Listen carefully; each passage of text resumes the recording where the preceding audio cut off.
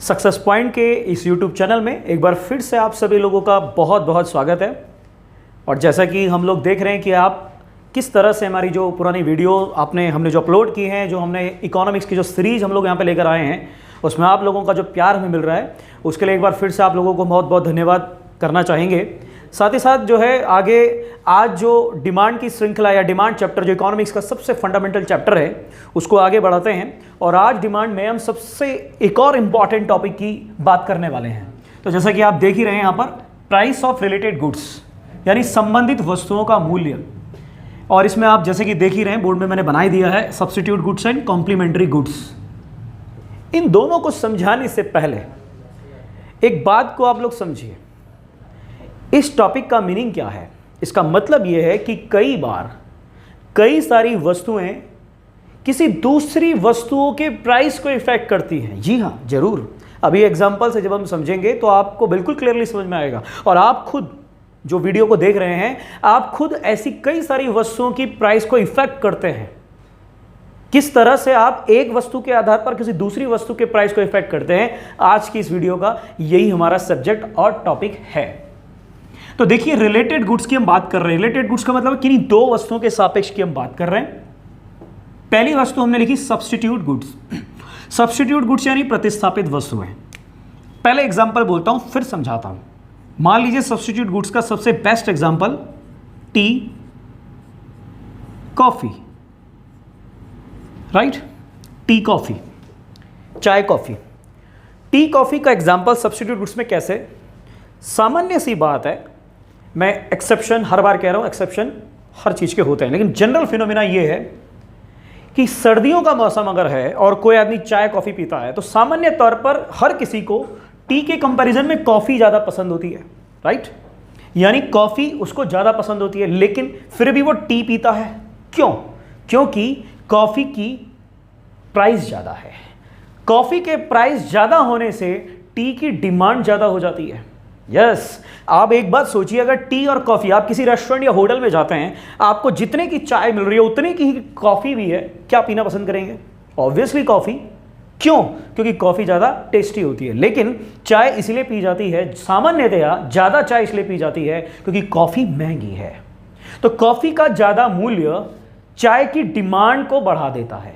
Yes, example, इसकी economics को समझिए, इसके अर्थशास्त्र को समझिए कि price of coffee, yes, price of coffee अगर इंक्रीज हो गया तो क्या होगा? डिमांड ऑफ टी इंक्रीज हो जाएगा। हाँ या ना? कॉफी महंगी होगी तो बदले में कोई सब्स्टिट्यूट यूज करना है ना। तो सब्स्टिट्यूट कॉफी का क्या है? चाय से बढ़कर क्या है? तो सब्स्टिट्यूट नहीं, प्रतिस्थापन। जैसे एग्जांपल के तौर पर कि यार चाहिए तो यही था, बट वो नहीं तो यही सही है, नहीं है? यानी कि चाहिए तो कॉफी थी, पीनी तो कॉफी थी, पर महंगी है, उसके बदले चाय ही सही। कई बार आपने देखा होगा, कई लोगों की वुडलैंड जूते खरीदने की फरमाइश होती है, लेकिन कई जगह आप देखोगे कोई वुडलैंड पहनता है, कोई और लैंड पहनता है। तो इस तरीके की चीजें सब्स्टिट्यूट के रूप में यूज होती हैं, राइट। क्यों वुडलैंड के नहीं पहन पाए? वो बहुत कॉस्टली होते हैं। तो यानी एक वस्तु के प्राइस ज्यादा होने से दूसरे की डिमांड इंक्रीज हो गई, यानी कि कॉफी के प्राइस ने टी की डिमांड को बढ़ा दिया।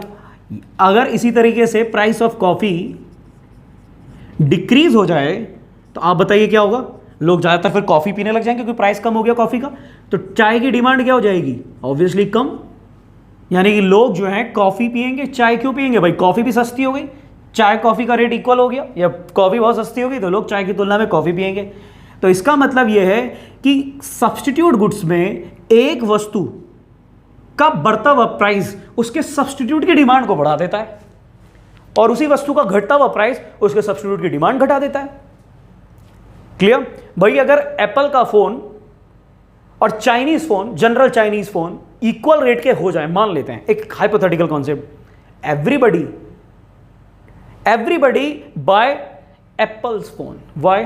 क्योंकि एप्पल की कीमत और चाइनीज फोन की कीमत इक्वल हो गई, तो Chinese phone is a substitute, और सब्स्टिट्यूट और ओरिजिनल गुड की कीमत जब इक्वल हो जाएगी तो लोग ओरिजिनल या जो सबसे बेहतर चीज है उसी को खरीदेंगे। सीधा सा फंडा है। एक एग्जांपल मैं और क्लियर करता हूं, एक छोटा सा एग्जांपल और बेस्ट एग्जांपल मैं आपको देने का प्रयास करता हूं। टी कॉफी की जगह रेल एंड एरोप्लेन। आपको यहां से मुंबई जाना है या दिल्ली जाना है या कहीं भी जाना है, ट्रेन सर्विस भी है और प्लेन सर्विस भी है। आप बताइए आप किस में जाना पसंद करेंगे? ऑब्वियसली पसंद करेंगे की बात करेंगे तो प्लेन में जाना पसंद करेंगे, लेकिन फिर भी ज़्यादातर लोग रेल से या ट्रेन से जाते हैं। क्यों? प्लेन का टिकट या प्लेन की कॉस्ट ज़्यादा है। तो चाहिए तो प्लेन था, बट प्राइस ज़्यादा होने के कारण उसकी डिमांड घट गई और रेल की डिमांड बढ़ गई। आप एक और हाइपोथेटिकल कॉन्सेप्ट बनाइए कि अगर प्लेन की कीमतें, प्लेन की किराया भी ट्रेन की कीमतों के बराबर अगर हो जाए तो क्या होगा? ट्रेन में जाना कौन पसंद करेगा? मैक्सिमम लोग कहां जाना पसंद करेंगे? प्लेन से जाना पसंद करेंगे, प्लेन से सफर करना ज्यादा पसंद करेंगे। तो यहां पर जो रेल है वो प्लेन का सब्स्टिट्यूट हो गया। तो सब्स्टिट्यूट गुड्स सीधे तौर पर अच्छी चीज हमें पसंद है पर उसका प्राइस ज्यादा है, इसलिए उसका सब्स्टिट्यूट हम यूज करते हैं। और सब्स्टिट्यूट यूज इसलिए करते हैं क्योंकि वो कम कीमत की है। उसकी डिमांड क्यों करते हैं? क्योंकि वो कम कीमत की है। Getting something? अभी मैं बाद में इसको फिर रिपीट करूंगा, फिलहाल बेसिक बात आपकी क्लियर हो गई होगी, आई होप। मैं उम्मीद कर रहा हूं कि जरूर हो गई होगी। इसी टॉपिक में जो दूसरा गुड्स आता है वो है कॉम्प्लीमेंट्री गुड्स। इसको कहा जा रहा है पूरक वस्तुएं। पूरक वस्तु या कॉम्प्लीमेंट्री गुड्स के लिए एक लाइन याद रखिए कि एक के बगैर दूसरा अधूरा, जब मिलेंगे दोनों तभी होगा पूरा। एग्जांपल ले लेते हैं पहले, लाइक इंक एंड पेन। अब आप मुझे एक बात बताइए, इंक पेन के कॉन्सेप्ट में बिना पेन के इंक किस काम की? और अगर पेन में इंक ना हो तो पेन किस काम का? यानी इंक और पेन का जब संयोजन, जब कनेक्शन होगा, जब आपस में मिलन होगा, तब जाकर एक ऐसी चीज बनेगी जो काम आ सकती है किसी चीज के। ये मार्कर, ये पेन है, मान लेते हैं एक मार्कर है, पेन है, इसकी बॉडी का मैं क्या करूंगा जब इसके अंदर इंक नहीं होगी? इंक डलने के बाद ये इस काम आ रहा है कि ये लिख पा रहा है। तो कॉम्प्लीमेंट्री का मतलब कोई भी एक चीज अगर नहीं है तो फिर काम नहीं हो सकता। Like just another example, petrol and car. Petrol and car का मतलब सीधे तौर पर कि बिना कार के पेट्रोल, फ्यूल किस काम का? कार का मतलब व्हीकल, बिना व्हीकल के पेट्रोल किस काम का? और बिना पेट्रोल के कार किस काम की? अब कई शातिर लोग ये ना सोचे कि सर पेट्रोल की जगह डीजल हो सकता है, इलेक्ट्रिसिटी हो सकती है। मेरा कहने का मतलब फ्यूल। तो एक दूसरे के कॉम्प्लीमेंट हुए या नहीं हुए? यानी कि जब कार में फ्यूल होगा तभी फ्यूल का यूज है, करेक्ट? और फ्यूल अगर किसी कार में होगा तभी उस फ्यूल का यूज है। तो दोनों एक दूसरे के कॉम्प्लीमेंट रहे। एग्जाम्पल से कॉम्प्लीमेंट्री गुड समझ में आ गया होगा। बट इकोनॉमिक्स क्या है? अभी क्वेश्चन एग्जाम में ऐसे नहीं पूछा जाएगा। इकोनॉमिक्स क्या है मैं आपको बताता हूं। यहां पर इकोनॉमिक्स ये है कि आप देख रहे हैं कि अगर प्राइस ऑफ इंक इंक्रीज हो जाए, प्राइस ऑफ इंक अगर इंक्रीज हो जाए तो यहां पर डिमांड ऑफ पेन डिक्रीज हो जाएगी। यस, अभी मैं दोनों के बीच में डिफरेंस भी बताऊंगा क्यों हो जाएगी। क्योंकि इंक अगर महंगी हो गई तो पेन का कॉस्ट ज्यादा हो जाएगा, पेन की कीमत ज्यादा हो जाएगी। और अगर पेन की कीमत ज्यादा हो जाएगी तो अगेन लॉ ऑफ डिमांड के अकॉर्डिंग क्या है? प्राइस इंक्रीज होगा तो डिमांड डिक्रीज हो जाएगी। सो सीधा सा फंडा है कि प्राइस ऑफ इंक अगर इंक्रीज होता है तो डिमांड ऑफ पेन डिक्रीज हो जाएगी। दूसरा सीधा सीधा रीजन कि अगर प्राइस ऑफ इंक अगर डिक्रीज होता है तो डिमांड ऑफ पेन इंक्रीज हो जाएगा। क्यों? क्योंकि ink is the raw material type, और अगर इंक सस्ती होगी तो पेन की भी कॉस्ट कम हो जाएगी, और कॉस्ट कम हो जाएगी, प्राइस कम हो जाएगा तो इसकी डिमांड इंक्रीज हो जाएगी। और इस तरह से जो है ये एक दूसरे के कॉम्प्लीमेंट हो गए।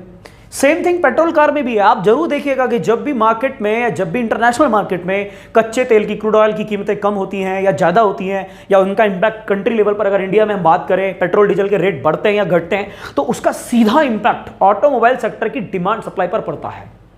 गेटिंग? तो कॉम्प्लीमेंट्री गुड्स के एग्जाम्पल मैंने आपको दे दिए और सब्स्टिट्यूट गुड्स के एग्जाम्पल मैंने आपको दे दिए।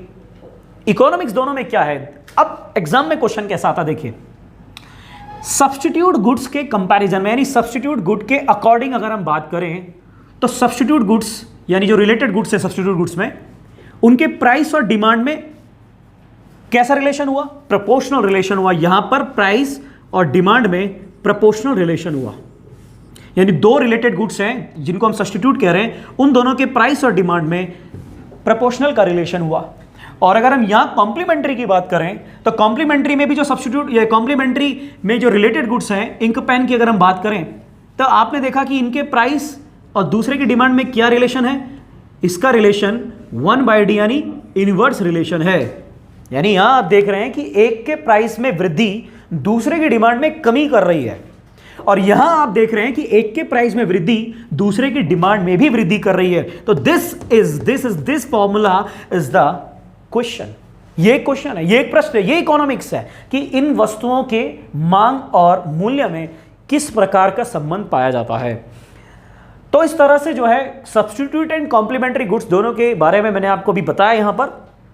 अगर आपको लगता है कि आप बहुत तेज दिमाग के हैं और आपको ये बिल्कुल अच्छे समझ में आ गया है तो अपने दिमाग का इस्तेमाल करिए और कमेंट बॉक्स में मुझे बताइए कॉम्प्लीमेंट्री गुड्स के और कोई एग्जांपल्स जो आपके मन में आता है। लेकिन याद रखिएगा इस फॉर्मूले के अकॉर्डिंगली, जैसे कुछ लोगों ने कहा कि कॉम्प्लीमेंट्री गुड्स में जो है की और ताला, यानी ताला और चाबी की बात है। देखिए ताला और चाबी का प्राइस एक दूसरे से डिफर नहीं है, ताला और चाबी एक ही गुड्स है। कॉम्प्लीमेंट्री में ये वाला कॉन्सेप्ट लगना चाहिए कि दोनों चीज अलग अलग हैं। पेट्रोल अलग चीज है, कार अलग चीज है, इंक अलग चीज है, पेन अलग चीज है, और उन दोनों का सम्मिलन से कुछ बनता है और फिर उनमें इस प्रकार का फॉर्मूला भी सेट होता है, तो उस वस्तु को ही कॉम्प्लीमेंट्री कहेंगे। फॉर्मूले को जरूर ध्यान में रखिएगा। इसीलिए आपके मन में इनके अलावा और किस प्रकार के एग्जाम्पल आ रहे हैं कमेंट बॉक्स में मुझे बताइए। और साथ ही साथ सब्स्टिट्यूट गुड्स में टी कॉफी मैंने एग्जाम्पल दिया, रेल और एरोप्लेन का एग्जाम्पल आपको दिया।